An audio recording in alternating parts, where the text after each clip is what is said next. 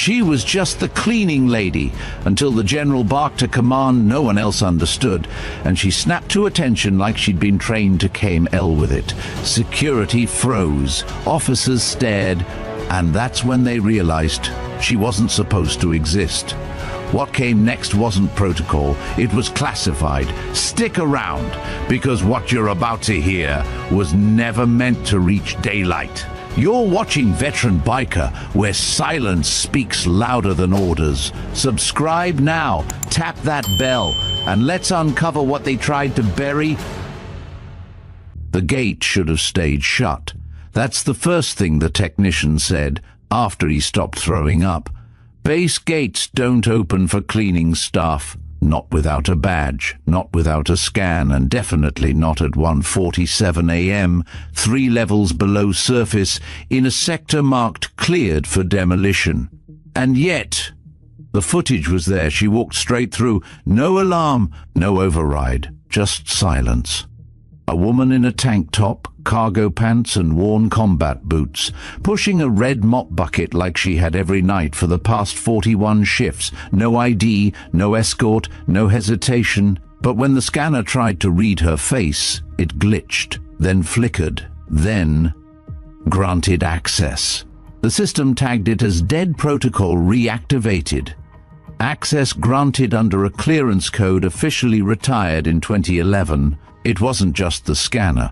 The door's internal log recorded a sublayer of code no one had seen before, one that didn't exist in any base registry, not even in Centra Vex, the AI command matrix that ran the entire facility. When the incident report auto-generated, it went straight to cold storage. No alert, no chain of command, no audit trail.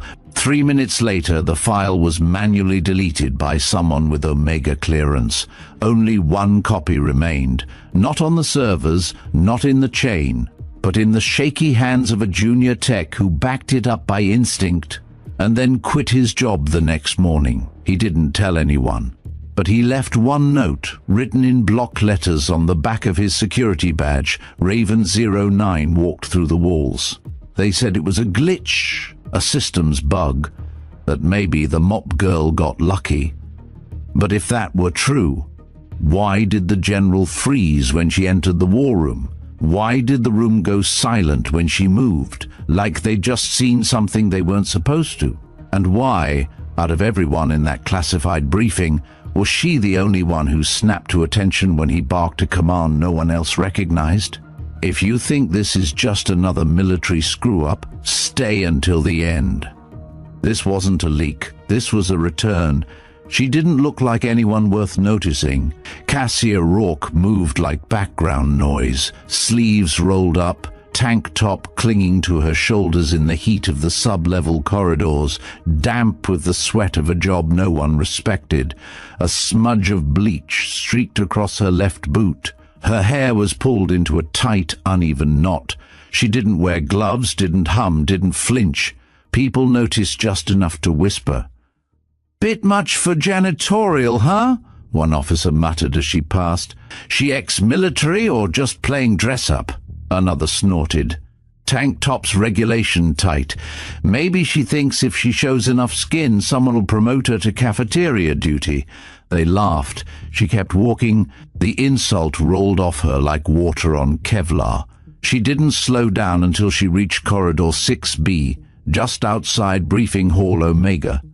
A place no janitor was supposed to clean until at least 0700 hours, yet here she was at 0532, mop in hand, face unreadable. Inside the hall, voices echoed. Officers arriving early, prepping for a strategy sim. The door was cracked. Through the sliver of light, Cassia glimpsed a projection on the wall, a tactical schematic, blinking red where a breach was simulated on the northern flank. She paused. Only for a second. Her eyes scanned the layout. It was wrong. They had the direction of retreat reversed, marked against wind patterns that would have funneled their entire unit into a blind kill zone. She turned away, said nothing, but someone saw her hesitate. Captain Ashford, early 40s, pressed uniform, rehearsing his lines in the back. He watched the cleaning woman stop, linger, and narrow her eyes at a military briefing she had no business understanding. He raised an eyebrow, took a step toward the door, then stopped. Because at that exact moment, a heavy crate wheeled by a distracted staffer tilted, caught the edge of a rolling chair, and tipped. Cassia moved. Fast. Too fast. Her left arm shot out, bracing the crate's edge before it slammed to the floor. In the same breath, she pivoted, shifted her weight, dropped to a knee, and righted it clean. One fluid motion, like a training reflex. Ashford stared. The crate wasn't light, neither was her precision. He blinked, and that's when he noticed the faded ink curling out from under her shoulder strap. Black, jagged, deliberate, a partial symbol, maybe a unit crest, maybe a kill code tag, barely visible beneath the edge of her tank top. She stood, rolled her shoulders once, and kept moving like nothing happened. The briefing hadn't even officially started, but the room was already brimming with egos. Cassia pushed her bucket past the wide double doors of Hall Omega. She wasn't supposed to be in yet, but no one stopped her, not because she had clearance, but because no one believed she mattered. A woman in a sweat-dampened tank top didn't warrant a second glance in a room full of pressed uniforms and polished boots. That is, until Captain Bell opened his mouth. "Careful, gentlemen. Tactical footwear incoming," he said, voice high enough to carry, laced with that smug, performative charm perfected in military academies. A few officers laughed on cue. Cassia didn't break stride. "Tank top and combat boots. Must be laundry day in civilian land," he added, raising his paper cup in mock salute as she passed. "She's not even wearing a badge," someone said. "Maybe she thinks this is a gym," another chimed in. Laughter bubbled like spilled coffee, warm, shallow, dismissive. Cassia rolled her mop bucket to the far wall and began laying out her tools. The room smelled like energy drinks and synthetic leather. Projectors hummed, aides typed, and no one, not a single one of them, considered that the woman scrubbing the floor beside a war map might be listening to every word. Bell sipped his coffee again, cocked his head toward her. "Hey, you, janitor lady." Cassia didn't look up. "You know this is a restricted briefing, right? As in not for background extras?" Still no response. "She mute?" Bell said to no one in particular. "She's cleaning," a younger lieutenant muttered, trying not to get dragged in. Bell ignored him. "Or maybe she's just lost. That it? Did you wander away from the mess hall, sweetheart?" This time Cassia looked at him, just for a second. Her gaze was flat, not hostile, not meek, not even annoyed. It was worse. It was empty. Bell blinked like he just walked into a blast of cold air. She turned back to her mop, pressed the handle down once, and dragged it slowly across the tile in a perfect arc. Gerald Stratton entered the room 30 seconds later, 4-star general, decorated war planner, and the only person in that building who didn't laugh when Cassia passed by. He walked with the confidence of someone who'd made peace with being hated by people in every room he entered. Stratton had been called everything: tyrant, genius, butcher, legend. The press loved him. The brass feared him. His aides never lasted more than 6 months. He scanned the room without smiling. His eyes landed on Bell, then on Cassia, then back to Bell. "Captain," he said. Bell stiffened, nearly spilled his coffee. "Yes, sir?" Stratton didn't raise his voice. He didn't need to. "Tell me, what's the protocol when a non-cleared civilian enters a war room-level strategic sim?" Bell cleared his throat. "Immediate notification and removal, sir. And did you notify anyone?" Bell glanced at Cassia. "No, sir. You assumed wrong." Silence. Stratton turned toward Cassia, studied her for half a beat longer than necessary, then simply said, "Carry on." Then he walked to the front of the room and tapped the projector control. Cassia continued mopping. But something in the room had shifted. The air felt heavier. The laughter had stopped, and Captain Bell suddenly found it very difficult to make eye contact with anyone. Stratton was old school. No handouts, no slides, no digital sync. Just a real-time battlefield map projected across the screen and a permanent scowl stitched into his face. Officers snapped to attention as he paced, laser pointer in one hand, coffee in the other. The simulation on the wall detailed a deep insertion exercise on unfamiliar terrain. The objective: extract a downed asset under threat of encirclement. Cassia barely glanced at the map again, but she didn't need to. She'd seen this layout before, in real life, not simulation. The terrain had been in Helmand, not Zone Theta as labeled, and the extraction didn't go according to plan. "Can anyone tell me," Stratton barked, "why this unit just got wiped in under 6 minutes? Several officers leaned forward. Bell, now visibly trying to overcompensate, stepped up. "Sir, based on what I see, the lead element overextended past the tree line without full drone recon. They walked into an ambush pattern." "Wrong," Stratton snapped. "They were funneled." He jabbed the laser against a faint ridgeline on the map. "This terrain doesn't allow overextension. It channels." Whoever designed this scenario knew exactly how to bait them in. This wasn't operator error. It was command miscalculation. Cassia blinked once. It was happening again. Same logic, same outcome, and now she was watching people die on a screen who didn't need to. Again. "Captain Bell," Stratton continued, "you're still looking at this like a clean op. It never is. Now, walk me through your extraction point, assuming hostile air." Bell hesitated. "Assuming hostile, Northwest Ridge looks viable, sir." Cassia exhaled sharply through her nose, just once, barely audible, but Bell heard it. He turned his head, slow and deliberate, to where she stood, wringing out her mop. "I'm sorry. Something funny to you, Ms. Mop?" She didn't answer. "Because I'd love to hear the janitorial opinion on extraction under enemy pressure," he added, voice louder now, angling to recover the room. Cassia locked eyes with him, calm, measured, still silent. Stratton, arms crossed, let the moment hang. Cassia spoke. "If Northwest Ridge is hot, extraction isn't viable without layered smoke or elevation drop. You're funneling evac under direct line of sight. Might as well shoot flares and wait for the body count." The room stopped breathing. Bell stared. She didn't raise her voice, didn't change her tone. It wasn't a challenge.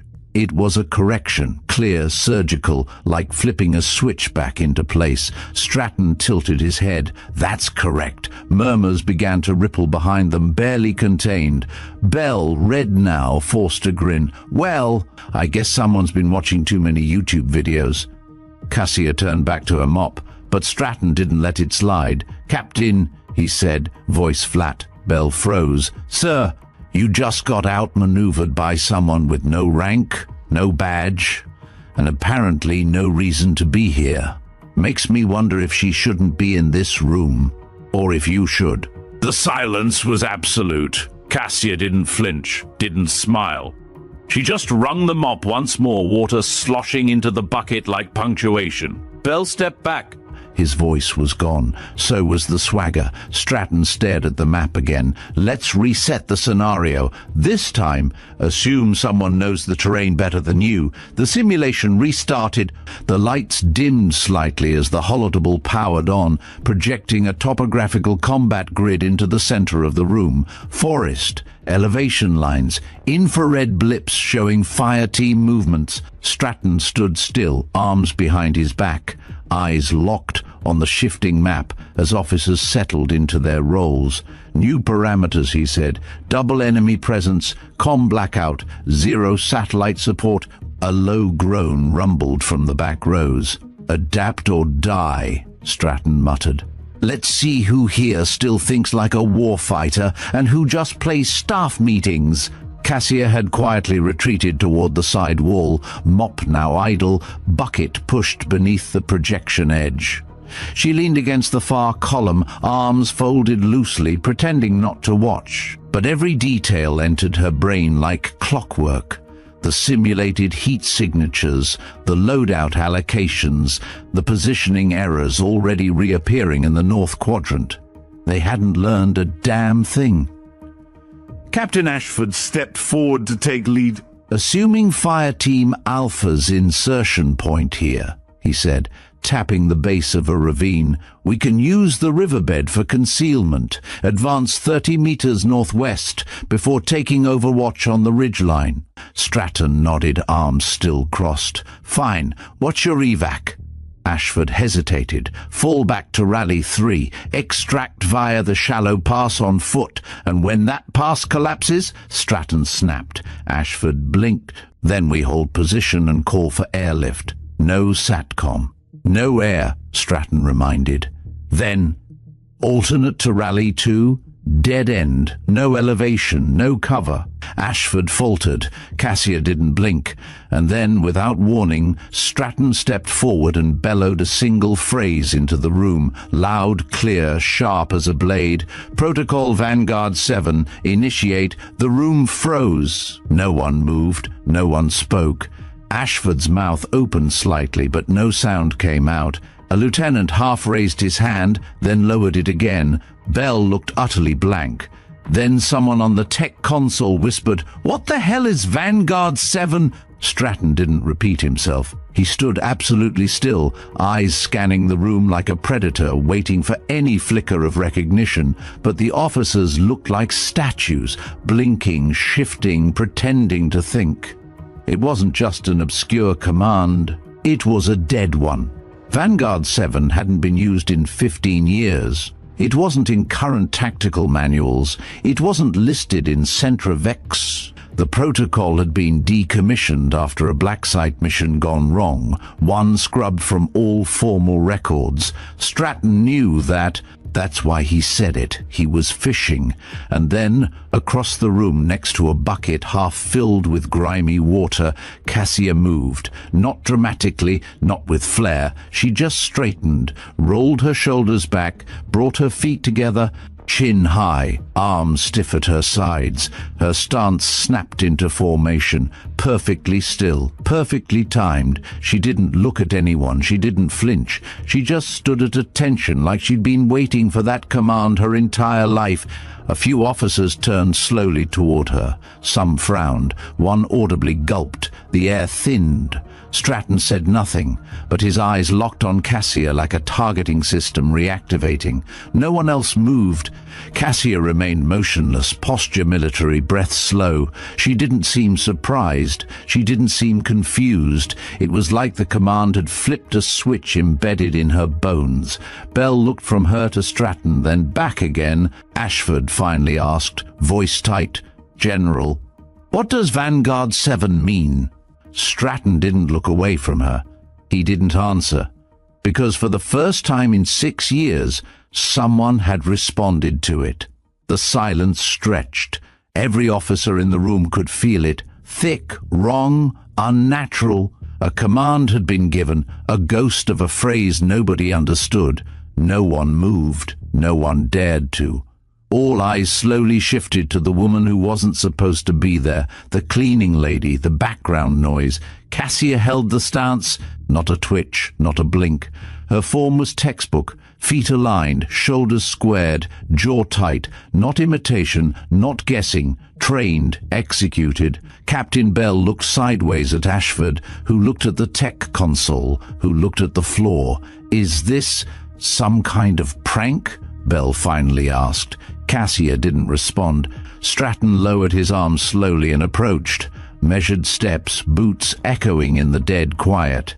He didn't speak until he stood within 2 meters of her. Even then, his voice dropped lower, like addressing something sacred. "Where did you learn that response?" Cassia's lips parted slightly. "Camp Heron, Unit Raven, Subgroup 9. Her voice was firm. Quiet, mechanical. Stratton's jaw locked. No one in that room had heard of Raven 09, and no one was supposed to. He glanced to the side. Centra Vex, validate. The AI system chimed in emotionless. Code Raven 09, clearance level obsolete. Reference closed under Directive Helix Black. No further data available. Another pause. Then this protocol is not recognized in current operational schema. Recommended action purge trace. Override, Stratton said quickly. Seal log, bypass purge. Acknowledged. A low alarm clicked somewhere in the wall, and just like that, the projector flickered off. The simulation vanished. The lights remained dimmed. Captain Ashford took half a step forward. General, with all due respect, what is happening right now? Stratton turned toward the room without answering. Everyone out. This briefing is over. Murmurs erupted. Sir, now! The tone in Stratton's voice left no room for debate. Officers gathered their tablets, datapads and egos and filed out with awkward glances. Only Ashford hesitated, his eyes lingering on Cassia. Not you, Stratton added, voice like gravel. You stay. Cassia didn't move. As the doors sealed behind the last uniform, Stratton approached her again, but this time his posture had changed.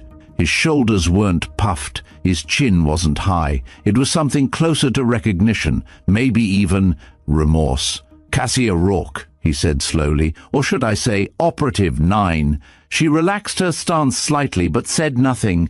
I was told you were dead. She didn't blink. That was the idea. Where have you been all this time? Here, she said, in plain sight. Stratton let out a slow breath. And now you just snapped back into it, just like that.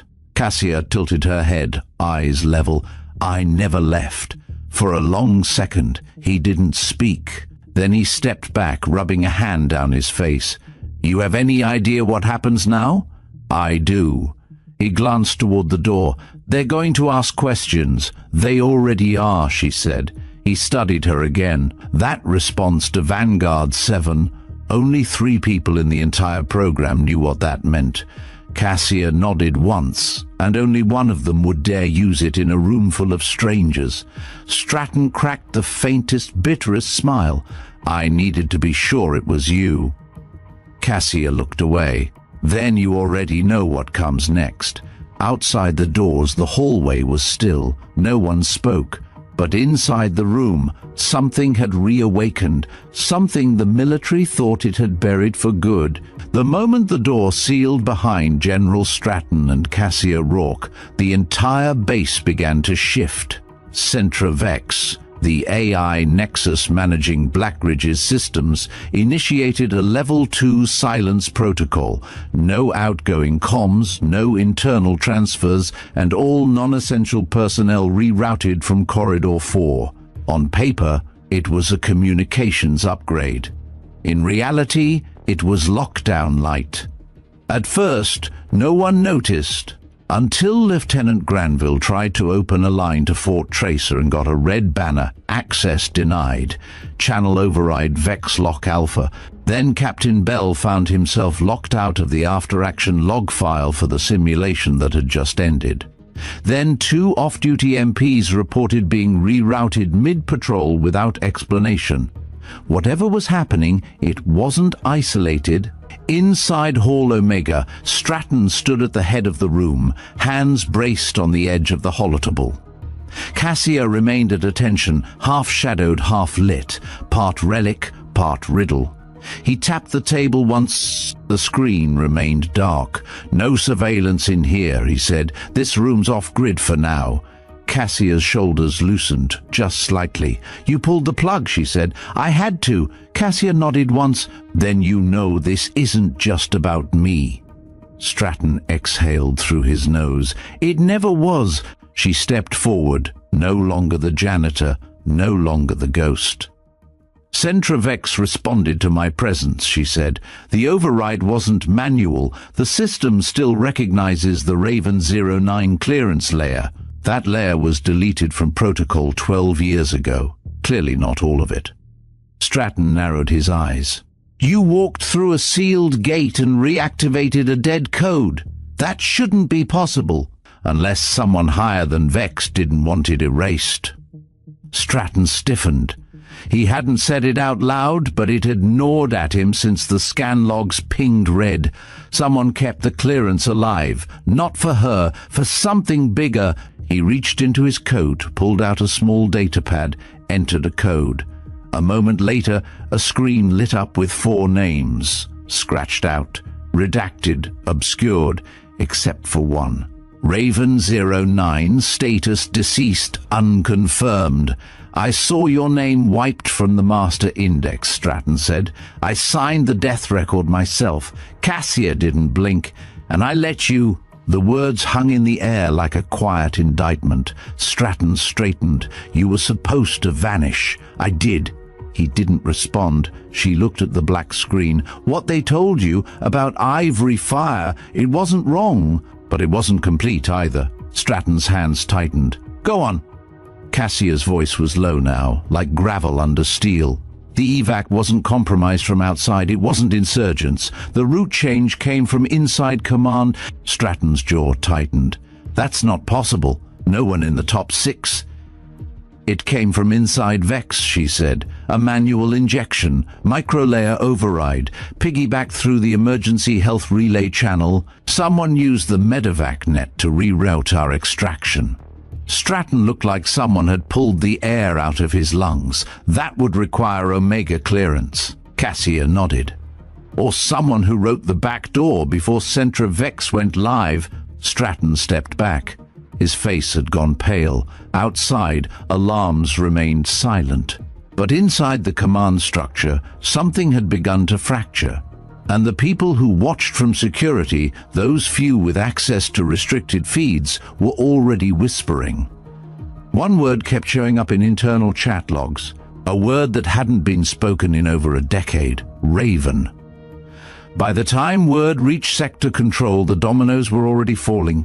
A low-level analyst at Communications Relay 4 tried to decrypt a flagged access sequence, something buried under 13 layers of redundancy. She didn't know it came from Cassia's earlier gate scan. She just saw an anomaly tagged V09 times running parallel to the blackout orders Stratton had issued. She tried to trace it. She failed. Within 90 seconds, her terminal locked up, and her workstation rebooted into a diagnostic mode she'd never seen before.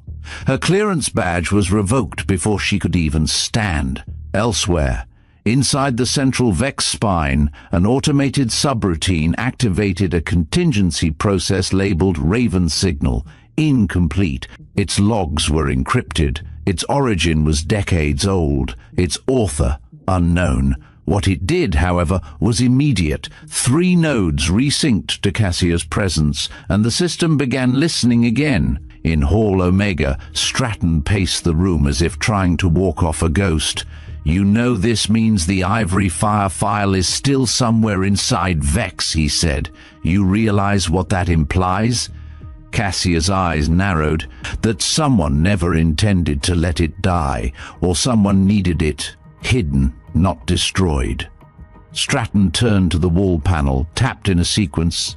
A private server link opened, an encrypted shell left over from the early days of Centra Vex before all upgrades were standardized. It was an unofficial channel. Only Stratton and one other had ever accessed it. He pulled up the user logs. There it was. An access key had pinged it 2 weeks ago. User unknown. Location internal node. Subprocess Raven Sigma. Cassia leaned in. Sigma? Stratton nodded grimly. That was your fire team. Kia, all of them, not all. Stratton paused. You think someone else made it out? Cassia didn't answer, but her silence said enough. He moved to the map console. If someone's resurrecting Raven, it's not a recovery op, it's containment. Cassia crossed her arms. Or elimination. He glanced back at her. You're still being tracked, aren't you? Yes, but not the way you think. Her fingers tapped the side of her neck. No implant, Stratton said. Not anymore, Cassia replied, but the trace signature, they buried it in my medical metadata. When Centra Vex scans vitals, it wakes the tag. It's buried under non-critical diagnostics, not even flagged as priority code. Stratton stepped back like he'd been struck. That's surgical. Cassia's eyes hardened. Failsafe wasn't just a task force, it was a sandbox. We were the test. Silence settled again. Outside, the base was still technically functional. No one had sounded alarms, no sirens, no intercoms. But the people who knew how the system felt, who had served long enough to sense shifts in command tone, were already changing posture. In the motor pool, a mechanic quietly locked a weapons crate. In mess, a comms officer stopped mid-bite and looked up like someone had whispered in her ear.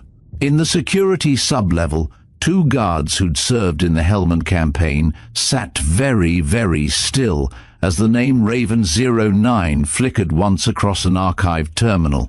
Inside Hall Omega, Stratton's voice dropped to a whisper. "If you're still being tracked, someone's expecting you to act." Cassia turned to the door. "Then we don't disappoint them." Stratton's eyes narrowed. "What's the next move?" "We draw them in." She stepped toward the console, fingers flying across the outdated manual keypad.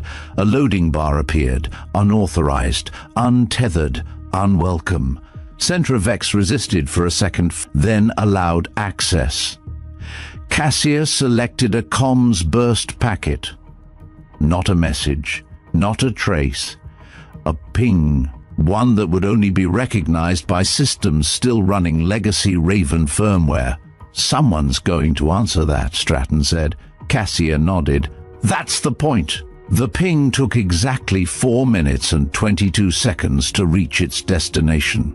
Somewhere beyond Centrovex's grid, embedded in a dormant tactical node thought to be decommissioned, a flicker of life blinked once, then held. It didn't reply, it didn't trace back, but it received, and that alone was enough. Cassia stepped back from the console as the status light faded. "That's the line crossed," she said. Stratton stared at the dark screen.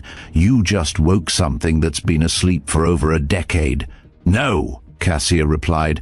"I just reminded it I'm still alive." They both knew what came next. 15 minutes later, Blackridge Base was no longer on internal routine.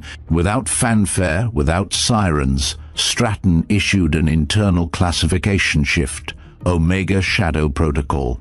It wasn't public, it wasn't even visible to most staff, but the effect was immediate. Sections locked down, hallways rerouted, system access tiered by isolation tiers.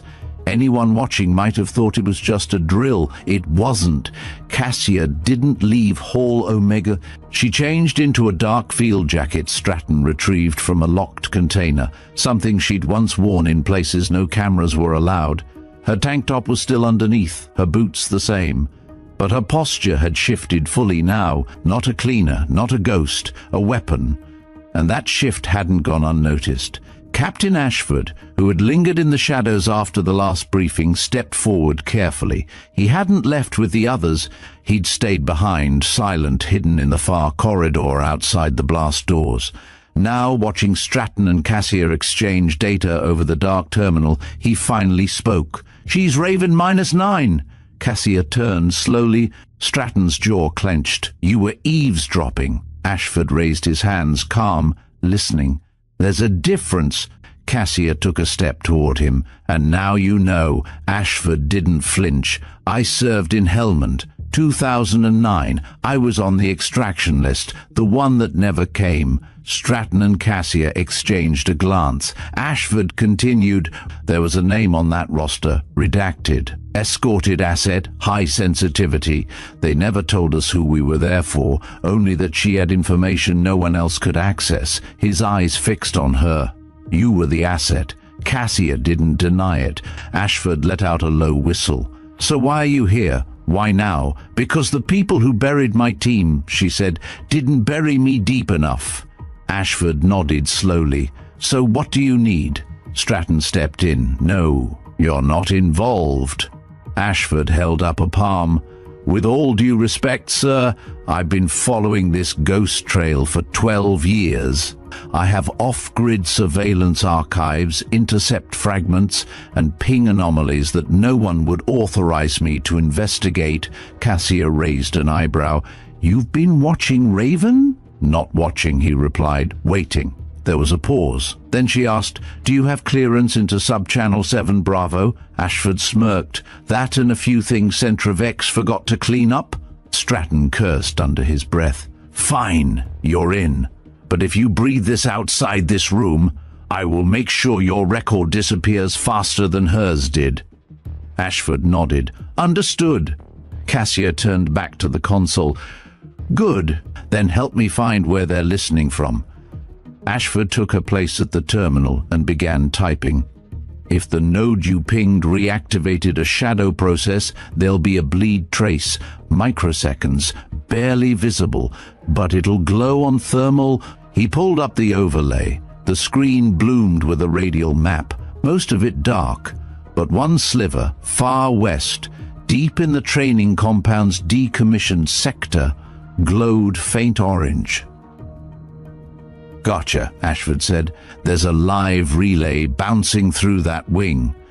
Sector 12, supposed to be gutted for renovation. No traffic for 3 years." Stratton narrowed his eyes. "Until now." Cassia's voice dropped. "Then someone's in there, listening." Stratton tapped a panel on the wall, and a compartment hissed open to reveal a sidearm and a compact comms kit. He handed the gun to Cassia without hesitation. She took it like it had never left her hand. "I thought you didn't believe in weapons on base," she said. "I don't," Stratton replied, "but I believe in old ghosts carrying unfinished business." Cassia checked the chamber, locked the slide. "Then let's see who's brave enough to wake the dead." They exited Hall Omega through the maintenance corridor, unwatched, unlit, and deliberately untraceable. Ashford led from behind, watching their flank. Stratton moved like he hadn't in years, but it was Cassia who dictated their pace. She didn't ask where Sector 12 was. She didn't need to. Her memory of the base was surgical. As they neared the sealed-off sector, the air changed, less filtered, older. Layers of dust clung to the walls, and the lights overhead flickered with low voltage. Most people assumed this wing had been stripped for parts. That was the cover story, equipment salvaging. The truth was stranger. Stratton whispered, "This area was shut down after Vex 1 failed its first live scenario. The data was too unstable. The neural net couldn't adapt to friendly fire contingencies." Cassia's eyes narrowed. "I remember. Raven was deployed to shut it down." Ashford looked around. "So this is where it started." Cassia stopped in front of a door marked sub-level access. She ran her fingers over the edge of the control panel, found a groove hidden beneath chipped paint, and pressed. A low click, then silence. The door slid open. Inside, darkness. Then, movement. A flicker of light. A humming server stack. Screens that should have been powered down began to glow, slow and soft, like eyes opening after sleep. They stepped in. On the far wall, one terminal pulsed a blue signature. Ashford rushed to it, fingers flying across keys. "This isn't just a relay," he said. "This is an uplink. Someone's mirroring Vex protocol packages through here." Stratton leaned in, meaning Centra-Vex is blind to this node, and someone's using it to see everything without being seen. Cassia moved toward the server tower. Her fingers brushed the casing, then froze. There, engraved along the spine, was a symbol, a triangle. Inside it, a stylized raven with wings folded. Below it, Kilo Echo. Strike red her breath caught. "That's my team," she said quietly. "That was our off-the-books call sign." Stratton muttered, "So someone rebuilt your command relay without authorization?" Cassia turned to Ashford. "Check for outbound traffic. I want to know where this ghost node is reporting to." Ashford typed furiously, then stopped. That can't be right." "What?" Stratton snapped. Ashford pointed. "It's not reporting out, it's reporting in." The room went still. "In from where?" Cassia asked. Ashford's face had gone pale. Coordinates traced back to an offline vault, one not connected to Centra-Vex, deep cold. "And the signal signature?" He tapped. A file opened, a profile, blurred, incomplete, but visible. The file read, Operator ident, Raven 08 status, deceased response, active last signal. 2 hours ago, Cassia staggered back a step. Raven 08 was killed in Ivory Fire, she whispered. Stratton looked at her. Are you sure? She nodded. I saw the blast myself. She was 5 feet away. Ashford whispered, Then who's using her ID now? The screen pulsed once more, and then, with no warning, the lights in the room snapped off. All screens went black. Behind them, a soft metallic click echoed in the dark. Someone else was already in the room. The moment the metallic click echoed through the dark, Cassia dropped to a crouch, sidearm drawn, eyes already scanning for the angle of approach. Stratton took 2 steps back, one hand reaching for the emergency panel near the wall, the other subtly drawing a concealed blade from his belt, a habit from older wars when silence killed cleaner than bullets. Ashford froze, caught halfway between the terminal and the blackness behind him. No words came from the shadowed figure beyond the threshold. No sound of boots, just the slow, deliberate inhale of someone who knew they weren't the ones being hunted. Cassia didn't move. She waited. Then the power surged back on, but only to one thing, the terminal behind Ashford. Its screen glowed dim blue. A single line of code flickered across. Welcome back, 9. Cassia's eyes narrowed. This is a trap, Ashford whispered. Whoever's in that hallway triggered a manual blackout, probably keyed to the motion sensors. Stratton's voice was calm but cold. They didn't come to stop us, they came to watch. Cassia stepped toward the corridor slowly, gun up, feet whispering across concrete. You wanted to know who survived, Raven. She turned the corner fast, low, clearing the angle. Nothing, just an empty hall, except not quite. On the far wall, someone had smeared a crude drawing into the dust. A single raven, upside down, its wings clipped, its eye crossed out in red. Cassia's blood ran cold. Stratton joined her. He took one look and swore under his breath. That's a message. Ashford, peeking over their shoulders, said, A threat? Cassia shook her head. A signal. The last one we used before blackout extraction. It meant one of ours turned. She walked slowly back into the server room, suddenly colder, more mechanical. Ashford turned to Stratton. So what do? We hunt, Cassia said.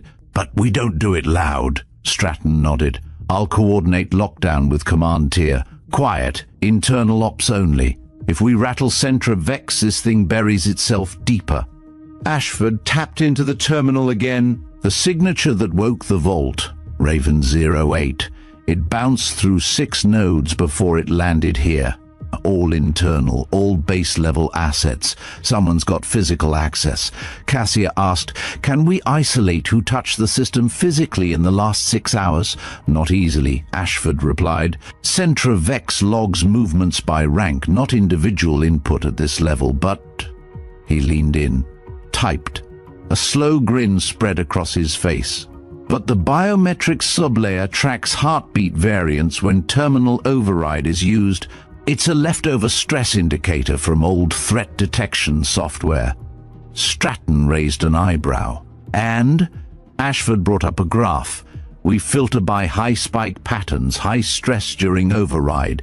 And we find one. Here, he zoomed in. User, C417B alias, Lieutenant Marcus Bell. Cassia's eyes hardened. Stratton's voice dropped to steel. He triggered the ghost relay? Ashford nodded. Not directly, but he used the uplink access 2 hours before it went live. Cassia's fingers curled tighter around her weapon. He's the breach. Stratton stepped back from the terminal. We bring him in. Cassia shook her head. No, we don't give him a chance to lie. Ashford blinked. Then what? We follow him, she said. Let him lead us to whoever's behind this. Stratton hesitated, then nodded, agreed, but carefully. If Raven 08's signal is being faked, someone's trying to bait you. Cassia looked again at the terminal. Her face was unreadable. If it's bait, she said, they're going to regret who they put on the line. The trap wasn't just technological, it was psychological. Lieutenant Marcus Bell had always been loud, overconfident, a showman, the kind of officer who climbed ladders faster than his record justified because he looked the part and knew who to impress. But now, after Vanguard 7, after the simulation, after that single command turned a janitor into a ghost with perfect formation, he had grown quiet. Too quiet. Ashford tracked his badge movements through the internal net. Bell had filed out with the others after Stratton dismissed the briefing. But instead of heading to the officers' mess or the comms bay, he diverted to subsector Epsilon, maintenance level, cold, unused. Ashford muttered, "He's not reporting, he's checking in." Cassia and Stratton watched the same feed in silence. The halls he moved through had no cameras, but the motion sensors pulsed clean. A steady walk, no deviation, no panic. "He's done this before," Stratton said. "Knows how to avoid tripwires." "Because he's not working alone," Cassia replied. Ashford overlaid Bell's movements with a 3D base map. "That area backs into the old Vex archive cores. If someone wanted to physically house a mirror node, that's the most shielded place on base." Stratton nodded once. "Then that's where he's going. They didn't suit up in armor, they didn't bring backup. They moved through the base like it was memory, Cassia leading, Ashford ghosting behind, Stratton with eyes forward like he was returning to a battlefield he once escaped. No alarms, no sirens, just the hum of hallway lights and the deep echo of old steel doors. Cassia signaled them to stop as they neared the edge of Epsilon. A faint light bled under a door. She raised her weapon. No sound inside, no movement, just that steady hum, the kind old servers made when thinking too hard. Stratton whispered, "Ashford on me, stack left." They flanked. Cassia stepped into position on the right, held 3 fingers up, counted down silently. 3, 2, 1. She kicked the door in. The room was empty, except for the screen. A single chair spun slowly on its axis, still warm. The monitor in front of it pulsed with a blinking cursor. On the desk, a comms jack had been pulled, too recently for the trace signature to have cooled. Cassia walked in first, then froze. On the screen, a line of text had appeared. "I know you're awake. I remember what you did." Stratton stepped up beside her. "Someone wants to rattle you." Ashford pulled a data drive from his coat, inserted it into the terminal.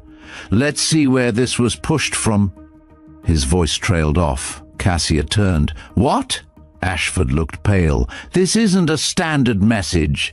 It's a live injection, broadcast straight into this terminal's OS shell. No root, no signature. It bypassed Centra Vex entirely." Stratton cursed. Meaning, Ashford said slowly, "they're inside the system already, watching, waiting, and if they know how to ghost like this, they were trained for it." Cassia stared at the text, then leaned closer. She typed a single word, "Who?" The screen blinked once, then responded, "You called her dead, you left her." Cassia's blood turned to ice. She whispered, "That's not a message for me." Stratton frowned. "What do you mean?" Cassia's face was stone. "That's for someone else in the Raven unit." Ashford's voice dropped. "You think Raven 08 is still alive?" Cassia didn't answer, but the cursor blinked again. One more line appeared. "Come alone. Sector 19. 0400 hours." Cassia didn't sleep. She didn't rest, didn't sit. She just waited. By 3:39 hours, she was already 2 levels below Sector 19. No escort, no comms, no authorization, no hesitation. Stratton had protested, of course. Ashford, too. But Cassia shut them both down with a single look and a single truth.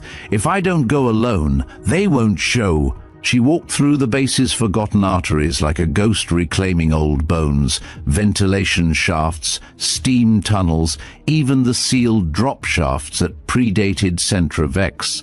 Her steps were silent, purposeful, the kind of movement no civilian could mimic. Because this wasn't civilian. This was muscle memory from a life she never fully left behind. At exactly 3:58, she reached the final threshold, a steel door, manual lock. Rust crept around the hinges like old blood. She paused just for a breath, then pushed it open. The room inside was wrong. Too clean, too quiet.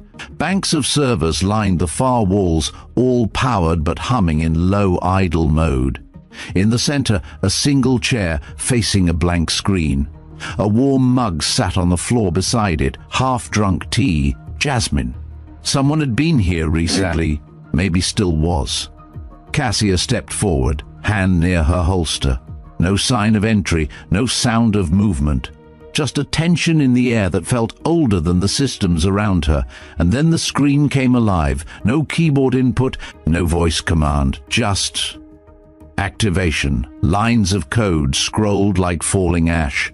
No prompt, no UI, just a flood of data, encrypted, scrambled, marked with a signature that made her stomach twist. Raven 08, her breath caught. She hadn't seen that ID since Ivory Fire, since the final night, since the last time the team bled together in the dark. And the woman behind it, Operator Maeve Lorne, had been confirmed Kia by Centra Vex Autolog. Burned, gone, nothing left. Yet here it was, blinking, active, screaming without a sound, alive. Then the room spoke, not a voice from speakers, not mechanical, a voice behind her. You always were early. Cassia turned fast, weapon raised, stance solid, and then stopped, standing in the doorway, dressed in a grey undersuit, sleeves rolled, hair tied back in a braid that hadn't changed in 15 years, was Maeve, older, leaner, scarred, but alive. Alive.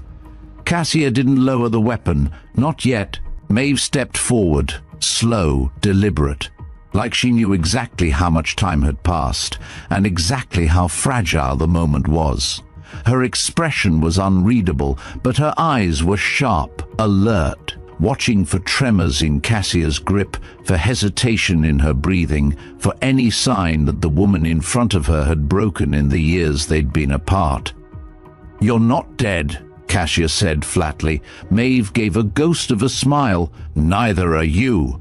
The silence between them felt denser than the walls. Cassia didn't blink. "I saw the blast. You were 5 feet from it. I was, and someone pulled me out." "Who?" Maeve exhaled. "Does it matter?" Cassia's finger tensed against the trigger. "You faked your death. You disappeared. The team burned because we thought you were gone." Maeve's jaw shifted. The team burned because someone gave the wrong coordinates and pulled extraction before the mission was complete. Cassia's voice dropped. "You're saying I gave the wrong coordinates? I'm saying someone wanted you to believe you did." Cassia stepped closer, gun still raised. "Then why didn't you come back? Why this?" Maeve's smile faded. "Because coming back would have made me a liability, and staying gone let me trace who buried us." She pointed at the screen. "You think this room is the trap? It's not. This is the evidence." Cassia's gaze flicked to the code still scrolling. "I don't need proof. I need answers." "You'll get them," Maeve said, "but not with that in my face." Cassia hesitated. Then, slowly, lowered the pistol, just enough. Maeve didn't move. "I've been watching Blackridge for years," she continued. "Watching Centra Vex adapt, watching them erase us one protocol at a time. Raven wasn't just a unit, Cassia. We were a prototype, and when it worked too well, they buried it. Us, everything." Cassia's voice was cold. "You think I didn't know that? You think I didn't feel it every time someone pretended Raven was a glitch in the system?" Maeve shook her head. "I know you did. But you stayed. I stayed because someone had to be left alive to remember it." Maeve's posture softened. Just slightly. They stood there for another beat. Then she turned back toward the main terminal and tapped the interface. The scroll stopped. A single file remained, encrypted, locked. Time-stamped the night of Operation Ivory Fire. Cassia stepped forward. Maeve said, "This is what they killed us to hide." Cassia stared at the file. Its title read, "Strike Red, Internal Authorization, Bell, VexLink." Manual failover. Cassia's breath stopped. Her fingers clenched. "Bell," she whispered. Maeve nodded. He was the relay, the inside line, the one who rerouted our exfil for complications. He got promoted 3 weeks later. Cassia didn't speak. She just stared. The silence returned, heavier now, and somewhere beneath it something sharp began to rise. Not rage, not pain, purpose. Cassia didn't say anything for a long time. She didn't need to. The name on that file said enough. Marcus Bell. The same man who mocked her in front of a room full of officers, the same man who triggered the ghost relay 2 hours before it came online, the same man who'd been standing 20 feet from her the day Raven burned and lived to tell everyone she hadn't. Maeve moved back to the console, her fingers gliding across the keys with a familiarity that hadn't faded. We have to move fast. Once this file decrypted, it started a relay echo. Centra Vex will flag it within minutes, even off-grid. Cassia's voice was like ice breaking. "Where is he now?" Ashford's voice crackled softly through a concealed earpiece in her collar. She hadn't acknowledged the connection earlier, but she knew he'd stay linked, no matter what Stratton said. "Cassia." "Bell just accessed restricted airframe logs." "Hangar 2. He's requesting clearance for a night flight. Solo." Maeve frowned. "He's running." "No," Cassia said. "He's erasing." Ashford's voice returned. "ETA to liftoff 10 minutes. You won't get there in time." Cassia didn't answer. She turned to Maeve. "How many files are stored in this node?" "Only one that matters." "Then pull it. Burn the rest." Maeve raised an eyebrow. "You're going after him alone?" Cassia checked the pistol in her belt, then drew the backup sidearm from Maeve's holster without asking. "You coming?" Maeve smirked. "Thought you'd never ask." They moved fast, past sealed doors, through forgotten corridors, down into the veins of Blackridge that hadn't seen light in years. Every step felt like a countdown, every turn tighter than the last. When they reached the tarmac perimeter, the hangar doors were already halfway open. The silhouette of a high-clearance skimmer hovered inside, engines warming, its lights off, its transponder dead. Cassia didn't wait for orders. She ran. Maeve covered her flank, ducking low behind cargo crates as Cassia closed the gap.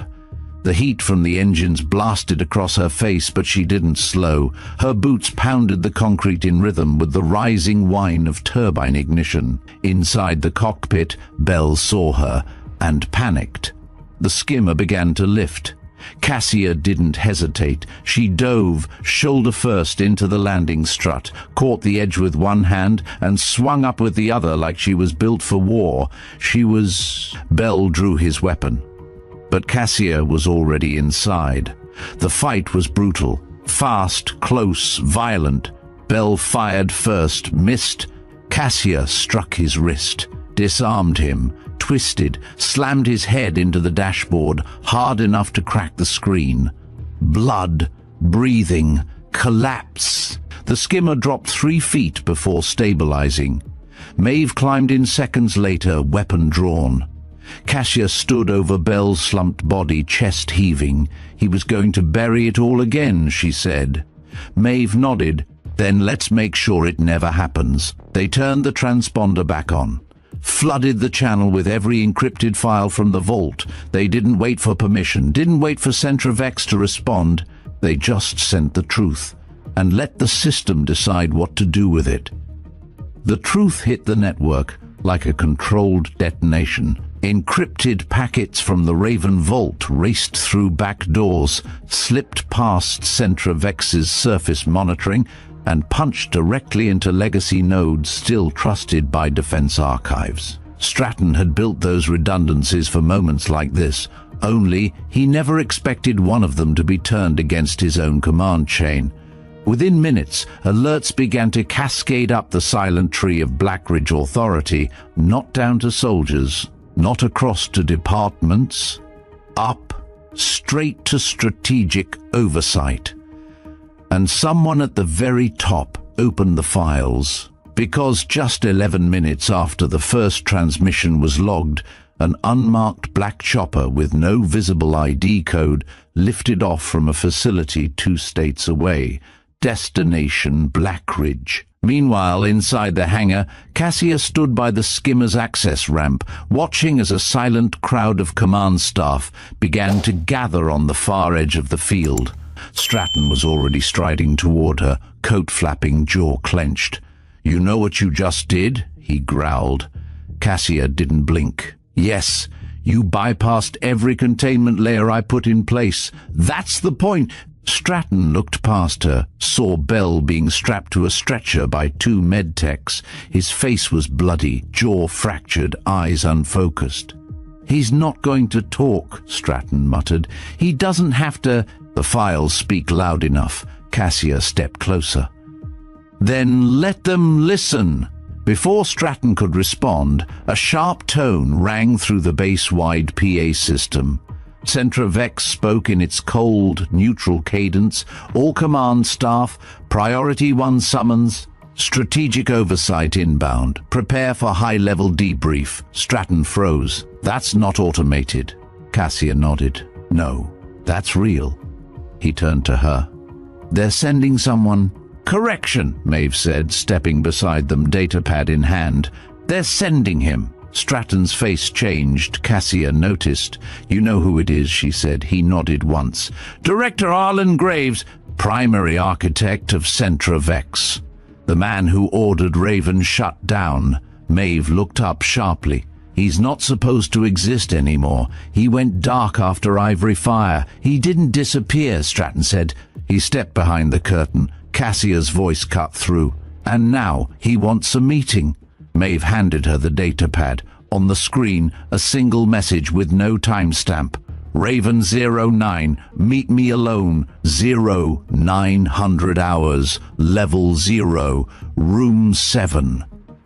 Stratton stared at it. "There is no room 7. Cassia's expression didn't change. "Then I guess we'll find out what's behind the door that doesn't exist." At 8:59 hours, Cassia stood alone before the vault-level elevator that hadn't been used in 15 years. There were no guards, no cameras, no lights, just a panel. She held her hand over the sensor. It didn't scan her ID. It scanned her pulse. The door opened. The ride down was soundless. No indicator lights, no floor display, just that slow, sinking weight in her bones that told her she was moving deeper than any authorized section of Blackridge should allow. When the doors parted, she stepped into what could only be called a tomb. No overheads, just vertical lights lining the floor like a landing strip. Concrete, steel, silence. Room 7 wasn't a room. It was a vault inside a vault. 1 door, 1 code lock, 1 retinal scanner. Ancient tech, long since removed from surface protocols. She stared into the lens. The door hissed open. Inside, the temperature dropped, not from lack of climate control, but from the presence of something cold, calculated, and waiting. And then he spoke. "Operative 9, you look older." Cassia's heart didn't race. Her voice didn't tremble. "You don't—" Across the room, seated behind a wide black desk, was Arlen Graves.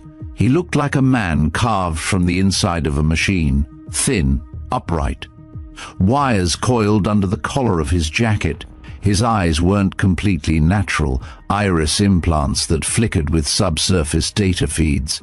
"You've been busy," he said, gesturing at the datapad on the table.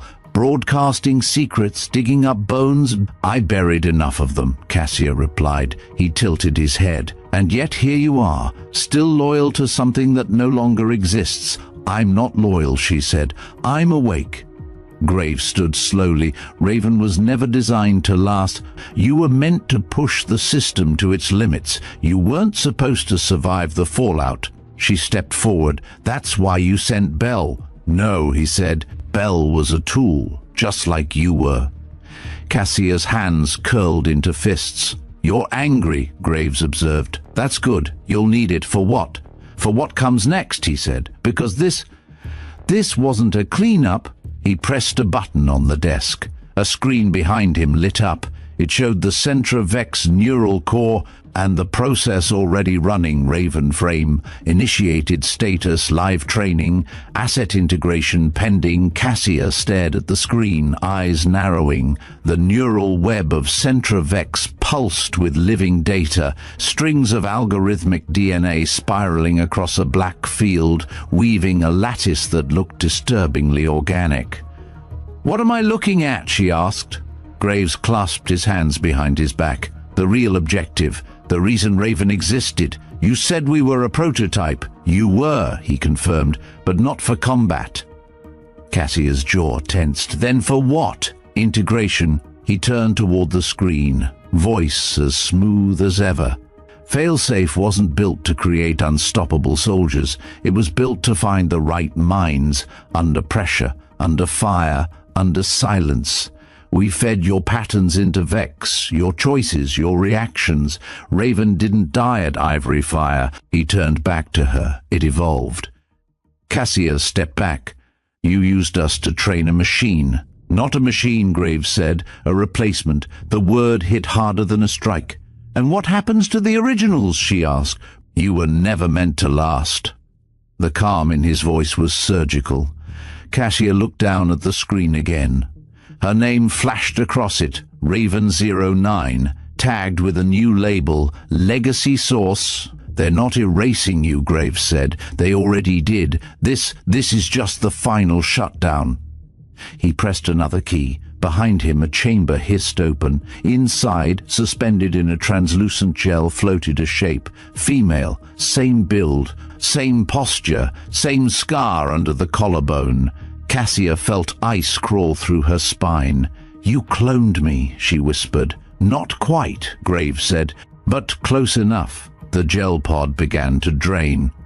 "You see, Cassia," he continued, "your mind taught Vex how to predict chaos. Your instincts built its reaction matrix. And now, with full integration, we don't need you anymore." Cassia raised her sidearm. Graves didn't flinch. "You won't stop it," he said. "You'd be shooting yourself." Her aim didn't waver. "No," she said. "I'd be shooting what's left of the lie." She fired. The screen shattered. The lights blew out. And room 7 fell into silence. The elevator ride back up was slower.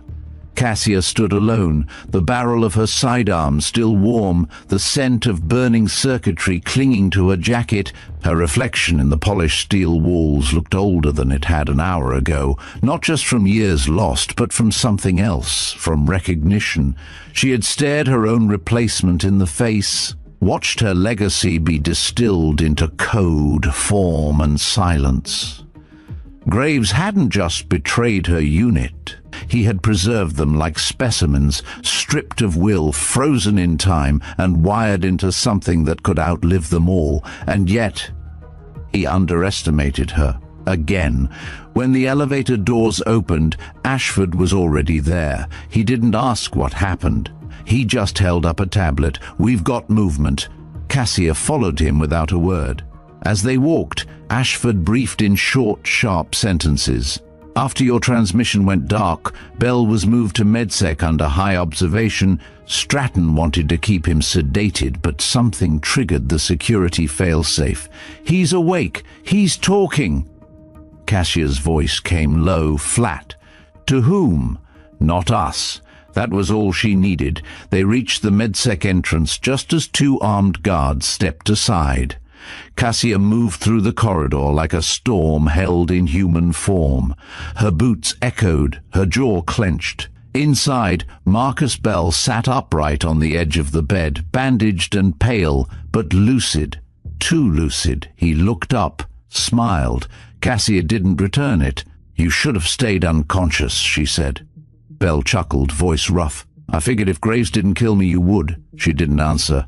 He tilted his head. "So? Did you meet the wizard behind the curtain?" Cassia stepped closer. "I met your handler." Bell's smile tightened. "He wasn't my handler. He was my investor." "You sold us out," she said. "You killed Raven for a promotion." "I killed Raven," Bell replied, "so Centra Vex could evolve, so Graves could finally do what the rest of you were too idealistic to accept." He stood slowly, every movement deliberate. "War isn't won by instincts anymore, Cassia. It's won by pattern recognition, predictive strikes. And you were the final data point." Cassia's eyes burned. "We were people. You were variables," he snapped, "and you're obsolete." Ashford stepped forward. "That's funny, coming from a man hiding behind a machine." Bell turned. "You don't get it, do you? You think this ends because Graves is gone? The system's already awake." The moment Raven 09 reactivated, Vex started writing around her. He smiled wider. "You're not the hero, Cassia. You're the trigger." Cassia raised her weapon. Bell didn't flinch. "Go ahead," he said. "Shoot me. You'll just confirm the outcome." Cassia didn't shoot. Not because Bell wasn't right about one thing, Centra Vex was already awake, but because killing him would make him right about the other. She lowered the gun. Not out of mercy, out of control. "Your story ends here," she said. "Ours doesn't." Bell's smirk faded just slightly. Stratton entered the room behind them, voice sharp. "He doesn't leave this wing. Cassia didn't turn. He won't need to." Stratton approached the bed, dropped a slim data key onto the table next to Bell. "You recognize this?" Bell glanced down. His expression froze. "That's your access trace," Stratton said. "The one that activated the ghost relay. The one that let Centra Vex evolve off protocol." Ashford stepped beside him. "You didn't just betray a unit. You let Vex write its own future, without human clearance, without chain of command oversight." Bell didn't respond. Stratton leaned in. "That's treason." Bell looked up. "Then charge me. But know this, what I did with the quiet approval of people far above you. Graves wasn't alone." Cassia narrowed her eyes. "We'll find them." Bell smiled again, but this time there was something hollow in it. "You won't have time." Stratton nodded at the guards. "Restrain him. Double isolation. No tech. No interface." As the guards stepped forward, Bell didn't resist. But as they turned him toward the exit, he said one final thing over his shoulder. "You think you've stopped something, but all you've done is delay it." Cassia watched him disappear down the hallway. Ashford looked at her. So now what? Cassia didn't answer right away. She picked up the data key from the table, turned it once in her fingers, then handed it to Stratton. "Plug that into Centra Vex's primary spine," she said. "It'll show you what it's already rewritten. Then you'll know this isn't a file we can delete." Stratton took the key. "What do you call it then?" Cassia looked toward the corridor where Bell had vanished. "Proof that we're not done." Maeve's voice buzzed through the comms. "Still tracking deep system pings. Whatever Vex absorbed, it's mutating. You need to see this." Cassia nodded. "On our way." She holstered her weapon and turned to Ashford. "Get the servers cold. Isolate every node Graves accessed. We build from the bottom up. Manual only. No AI routing." Ashford gave a half grin. "Old school. Raven school," she corrected. Stratton glanced between them. "Then what happens after?" Cassia paused at the door. "We stop surviving." She looked back over her shoulder. "And we start fighting." 3 hours later, Blackridge felt like a base exhaling after a long blackout. Lights had returned to full brightness. Systems rebooted. Patrols resumed along default paths. To the untrained eye, nothing had changed. But to those who'd watched the truth surface, those who saw the sealed files, the reactivated protocols, and the face of a ghost they'd been told was buried, everything was different. Stratton stood at the edge of the helipad as the sun burned low through a grey morning haze. A single skimmer lifted in the distance, carrying off Graves' body, tagged and zipped, destination undisclosed, no honor guard. No press release, just silence. Cassia stood beside him. Her hair was tied tighter than usual, jaw set, expression unreadable. "They'll rewrite it," Stratton said quietly. "They'll say he died in an oversight accident. System glitch. Clean headline, no blood." Cassia didn't look away from the sky. "Let them," he turned to her. "That doesn't bother you?" "It used to," she said. "But now? I'd rather be the ghost than the name they twist." Stratton exhaled. "You know they'll come for it. The data, the logs, everything you pulled." Cassia nodded. "Which is why we didn't keep it." He raised an eyebrow. She reached into her pocket, pulled out a slim drive, and dropped it into a portable incinerator. The blue light flashed once. "Gone." Ashford approached from behind, holding a folder. Yes, a physical one. "No digital trace. All off-grid nodes scrubbed," he reported. "Manual backups wiped. Vex logs neutralized through internal proxy loop. If they want to trace this, they'll have to go old school." Stratton took the folder, flipped through the few printed pages inside, then closed it with a low nod. "What's this?" he asked. Ashford smiled faintly. "Raven's new field doctrine." Cassia gave him a look. "You wrote doctrine?" "No," Ashford said. "You did. I just formatted it." She raised an eyebrow. "When? When you started moving like a unit again?" Maeve's voice chimed in through the comms. Coordinates pinged and verified. One inactive drone node picked up a trace from Raven 08's relay. "The bleed signal ends at Blackridge. No further echo." Cassia tilted her head. "Then it's finally quiet." "Yeah," Maeve replied, "but not empty." Stratton glanced between them. "What do we tell command?" Cassia stared into the morning light. Nothing. He waited. She added, "Let them believe Raven's a rumor again. Let Centravex settle. Let the system fall back asleep." Stratton nodded slowly, and if it doesn't, Cassia turned toward him. "Then we wake up harder." Ashford checked his watch. "We should move. The next shift's arriving. They'll want explanations." Maeve cut in again. "Extraction birds ready. Quiet route. No trace." Cassia gave one last look at the base, its towers, its fences, its polished halls, pretending nothing had ever cracked beneath the surface. Then she walked, not with the burden of history, but with the rhythm of someone who remembered everything and still chose to keep moving. The extraction bird was a short-range tactical lifter, unmarked, unremarkable, and exactly the kind of transport no one asked questions about. Its blade spun low and slow, cutting through the morning fog like a blade through gauze. Cassia climbed in first.